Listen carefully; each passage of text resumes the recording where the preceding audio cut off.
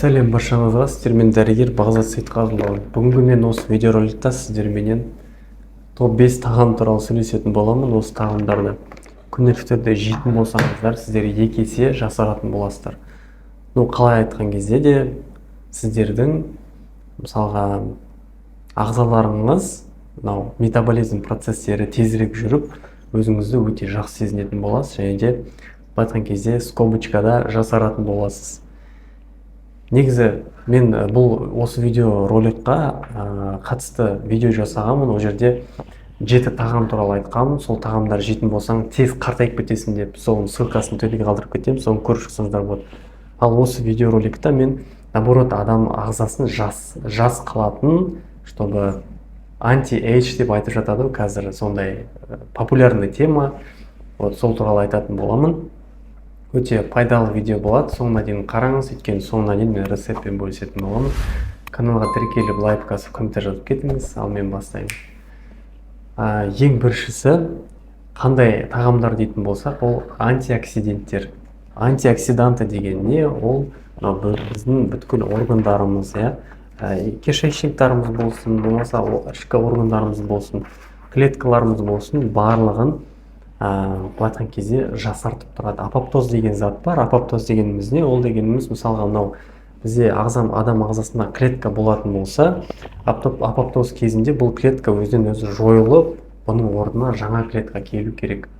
Соны апоптоз деп айтады. Самоуничтожение программной клетки деп орысша айтқан кезде.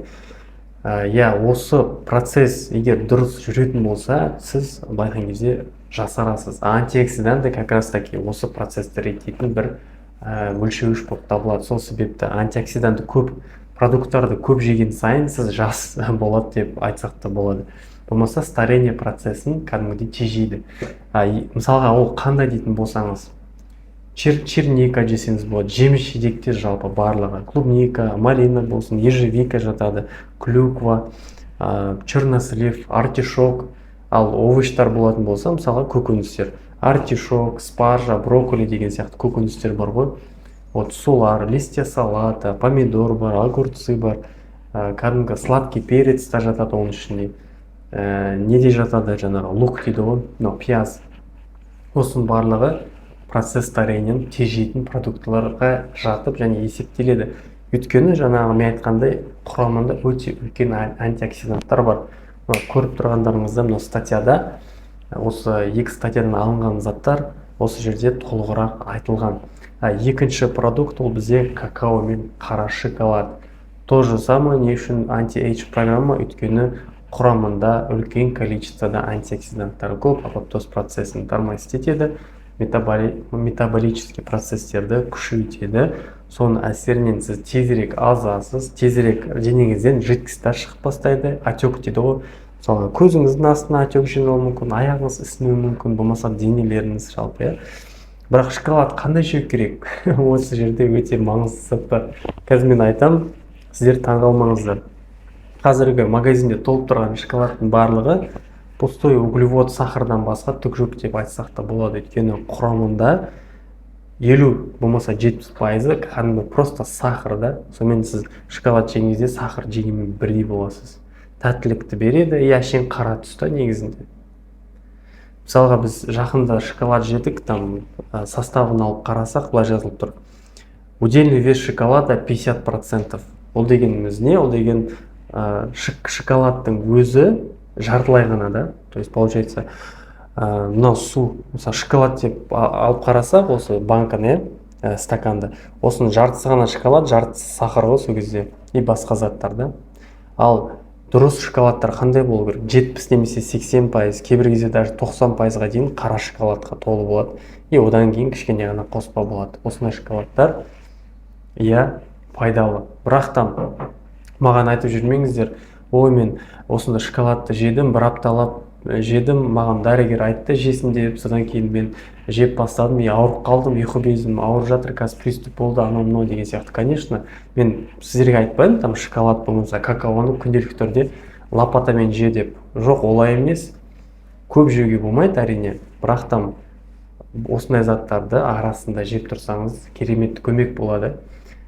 Мен айтып кеткенде жаңағындай заттарға то есть анти-эйдж әсері шынымен де бар.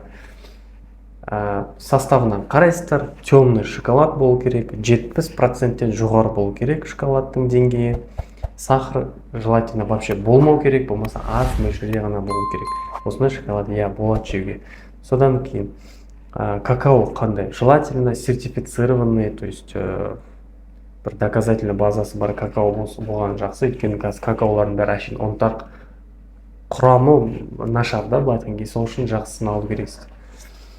Үшінші продукт ол жалпы айтқан кезде пайдалы майлар деп атасақ та болады. Оның ішіне орехтер де кіріп кетеді, дәнді дақылдар да кіріп кетеді. Жалпы семечка болсын, кунжутное масло болсын, тағы басқа, бүткіл майлар біздің ағзамызға өте керекті. Омега-3 бар, витамин Е бар, өйткені тоже жасартуға көмектеседі ағзаны. Тырнақтар сынатын болса да, шаштарын түсетін болса да, осы пайдалы майлар арқылы бәрін орнына келтіруге болады. Мысалға, жер жаңғақ болсын, семки де болады, неше түрлі семечкалар, балықтар, лосось болсын, селедка болсын, тағы басқасы. Балықтың барлығы, особенно жирный дейді ғой, майлы балықтар өте керемет. Содан кейін кунжутное масло, болмаса оливковое масло да болады. Осының барлығы пайдалы майларға жатады, орехтерге жатады, миндаль болады тағы да. Өте керемет көмектеседі. Содан кейінгі заттар олар көкөністер. Көкөністер қандай мысалға, капуста болады, укроп, петрушка, сельдерей, тағы басқасы. Брокколи болады, капусталар неше түрлі, белокочанная капуста, тағы басқа. Сладкий перецтар бағана айтқандай, жалпы осындай көкөністердің барлығы біздің ағзаны ерте қартайтудан сақтап отырады. Ал қартайтып жіберетін продукттар ең біріншісі ол дұрыс емес тамақтану, оның ішіндегі қант. Осыны айта береді деп айтатын жүрсіздер. Одан басқа не айтам енді мен, өйткені шынымен де сондай қант көп заттар жейтін болсаңыздар, ерте қартаясыздар, обязательно ол 100% дәлелденген зат. Біріншісі қант, екіншісі алкоголь және темекі. Алкоголь, темекі болды ма? Болды. Әжім түседі бетіңізге, асқазан ауырады, ұйқы без ауырады, шаш түседі, кишечникпен проблем басталады. Осы екінші продукт. Үшінші продукт ол дұрыс емес су. Өтірік сулар, неше түрлі газдалған сусын болсын, тағы басқасы. Жалпы осы тема туралы мен видеоролик жасағам, төбеде ссылкаға өтіп қарасаңыз болады, өте маңызды видео. Егер осы видео ұнаған болса, каналға тіркеліп, лайк басып, комментарий жазып кетіңіз. Сіздердің болғанмен дәрігер Бағдат Сейтқазыұлы. Мына екі видеода көріскенше сау болыңыз.